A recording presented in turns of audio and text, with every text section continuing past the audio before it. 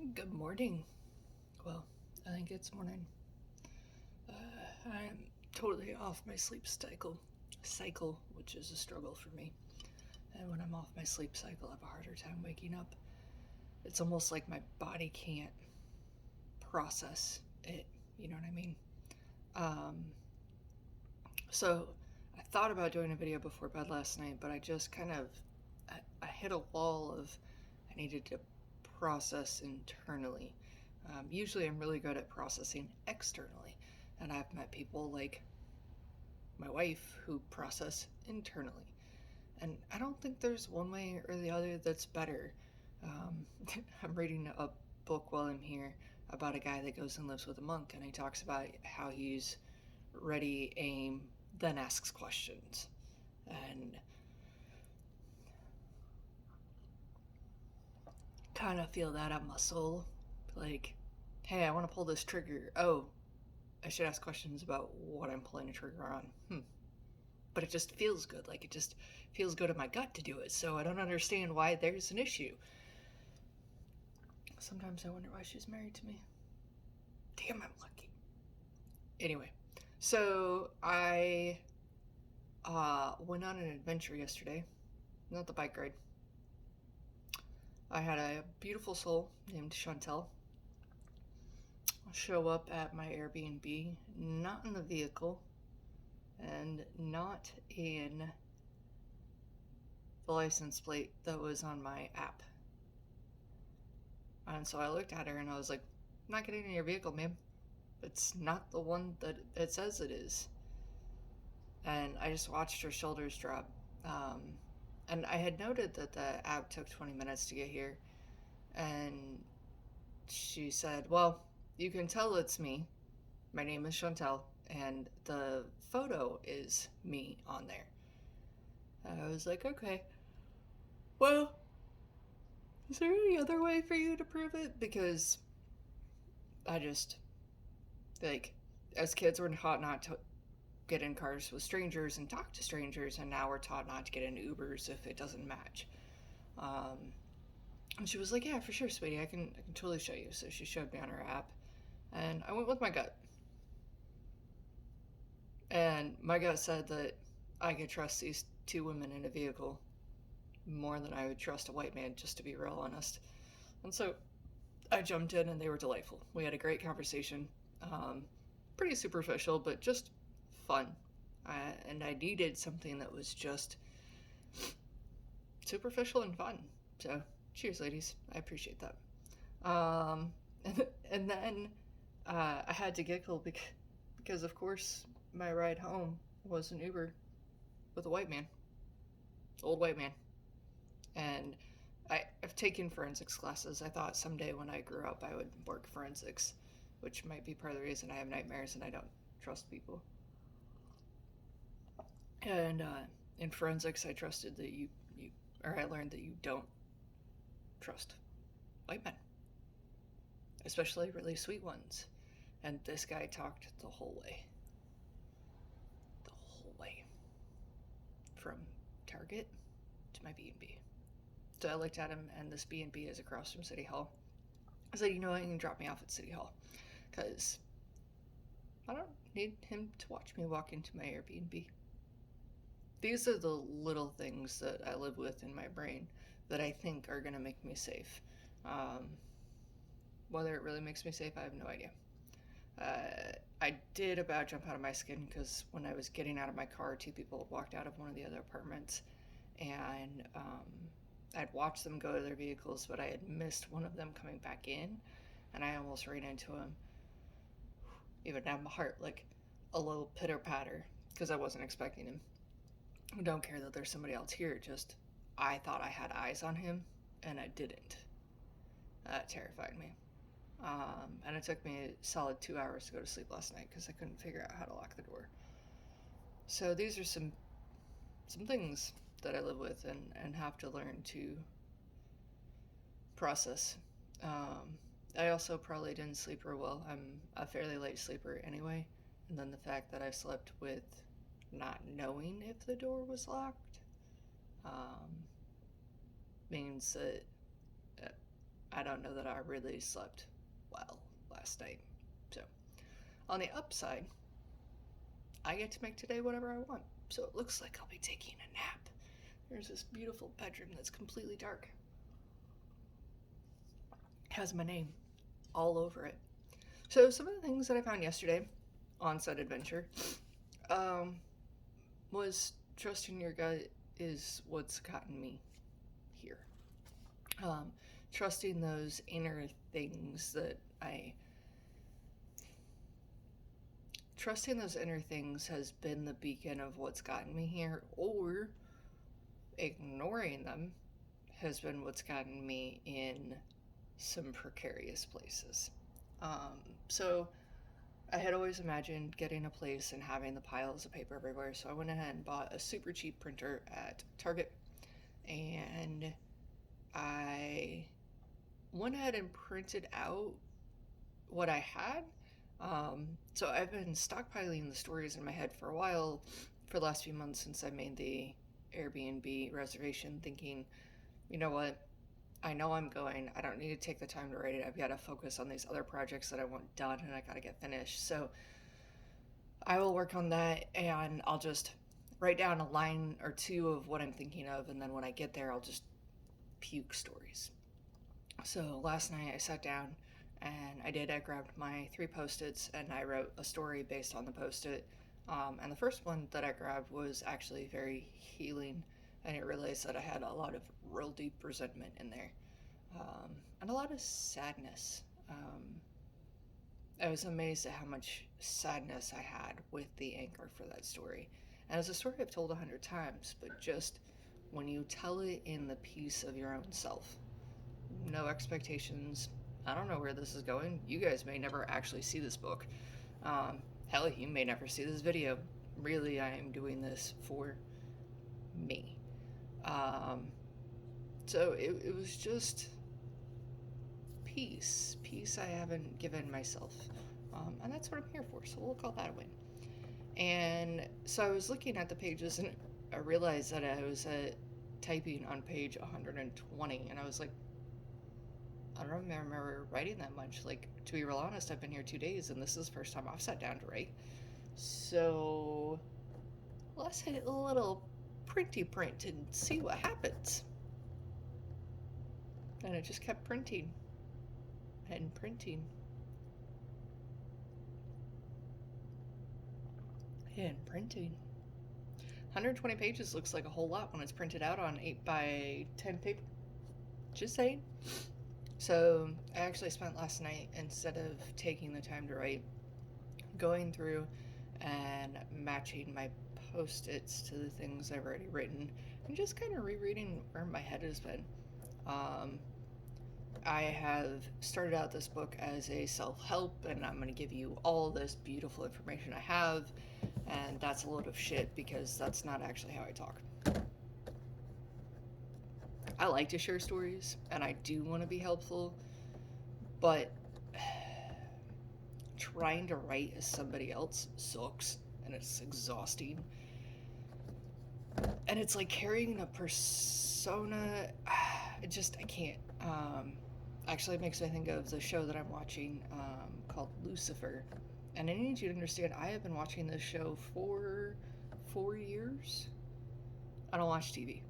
But anyway, I've been watching this show for 4 years because and I'm on season 2 because I don't take time to watch things.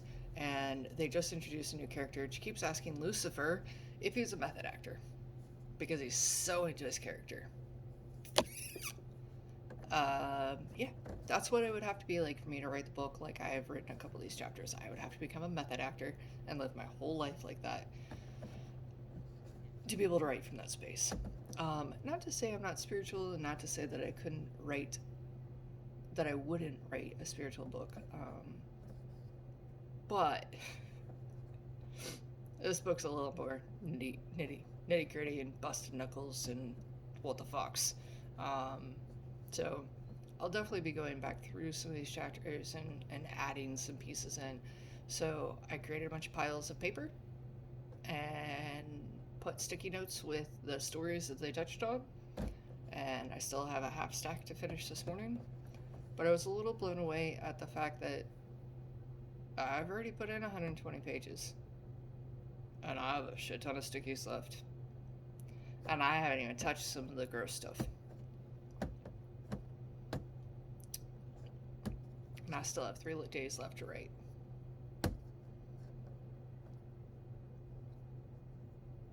I wonder how long this book's going to be.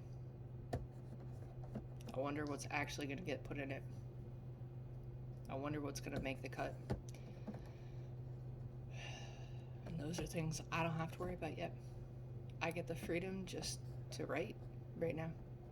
And I get the freedom to realize that this has apparently been so much of my core that I've already done this many pages of work. My other book wound up being, before editing, about 300 pages. And I remember hitting that 100-page mark in that other book and being exhausted. So just to feel like I woke up and this one was done is kind of a cool feeling. I also spent some time this morning. Welcome to my brain. This is where we're going to take a right hook. There was nothing that connected these thoughts, just in case you're like, where the fuck did we go on that train thought? Yep. Nothing. Okay, right hook. Let's go.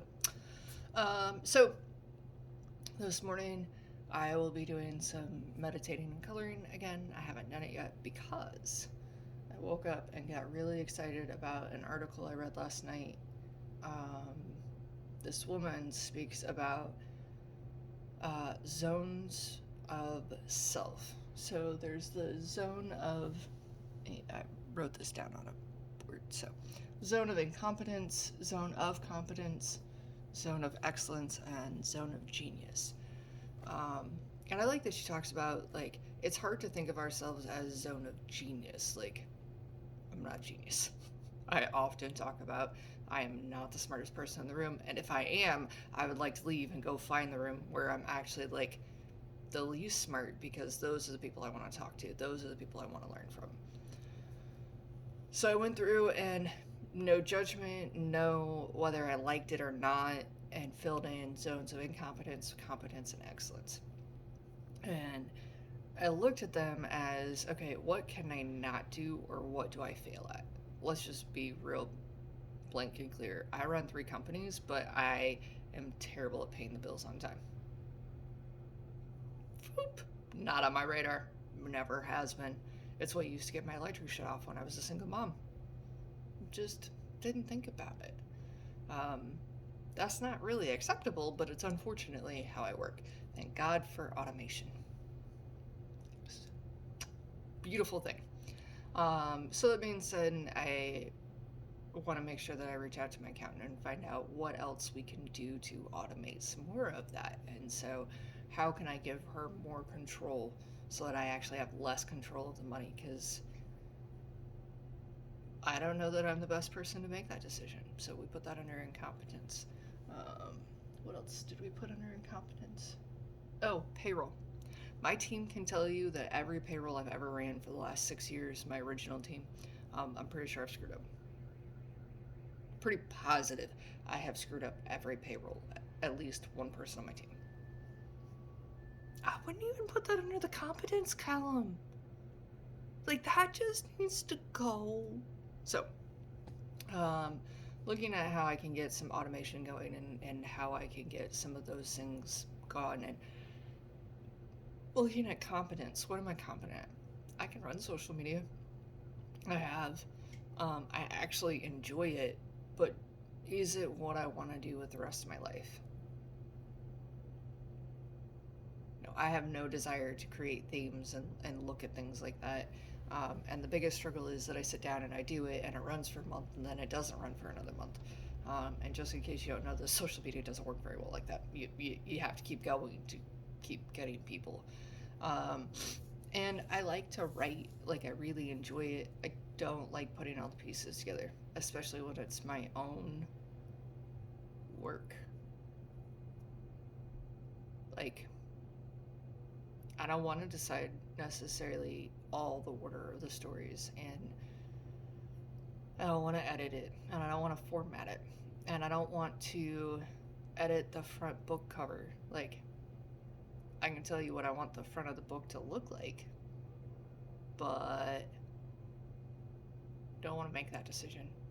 So I have about 20 stickies between competence and incompetence that I am currently doing that I don't need to be doing. That is, quite frankly, they're all above my pay grade, and I need to pay somebody else to do it. Not below my pay grade. I hope you heard that correctly. They are above my pay grade. Somebody else is better at them than I am. So it's time for me to get rid of them. And then I went through and I looked at Zone of Excellence. What are the 3 things that I actually am doing right now that I enjoy, but maybe I don't want to do forever? Ooh, that's cute. Let's just lay you down, buddy. Yeah.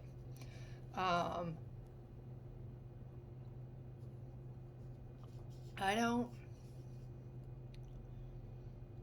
know that I want to do these 3 things forever, but I definitely want to do them for the next 2 years. Um, and there's several things within them that I need to find people within those zones of competence to be able to continue doing them and doing them well. Like, towards the end of working for Redkin, I was screwing up flights and hotels and schedules, and I wasn't getting back to people, and I wasn't responding to things. And that's not who I want to be. Like, I don't want to be portrayed that way, and it's really frustrating. And when I say I'm going to get something done, I want to do it. As a matter of fact, I have not taught a Redkin class since March. I took a sabbatical from it so that I could write the books, so I could take care of becoming the fiduciary for my father, and so I could take care of my team. And if I'm going to go back to it, I cannot be in charge of a few things like my schedule and responding to people and basic responses. Like, there are things that only I can respond to, but I don't need to be the one to auto do that. And so I need to find somebody to help me with that, if I'm going to go back and do it. And then I looked at Zone of Genius. And the way I looked at Zone of Genius is, if I were going to spend the next 20 years of my life dedicating myself to something, what would it be? You see, I used to I lived for getting up and doing hair. Lived for it. Everything in my life revolved around it, and I loved it. I loved my guests. I loved the colors. And to be really transparent, I enjoy it, but I don't live for it. That's a very fine distinction. What I live for are the people that sit in my chair and the conversations I get to have. And I think a lot of hairdressers have that as well. But there are hairdressers I know that have that thorough passion for the chemistry and the way a bob lays, and I admire that, and I've become jealous of that because I'm no longer that person. And so serving from that place is hard because I used to be that person. And I got back into doing hair to be able to spend the next year and decide, is this something I can do forever? Is this something that I can truly serve people from this place? And I'm not ready to walk away from it yet. Very selfishly, I am thoroughly enjoying the relationships I have with people and the challenge that comes with it.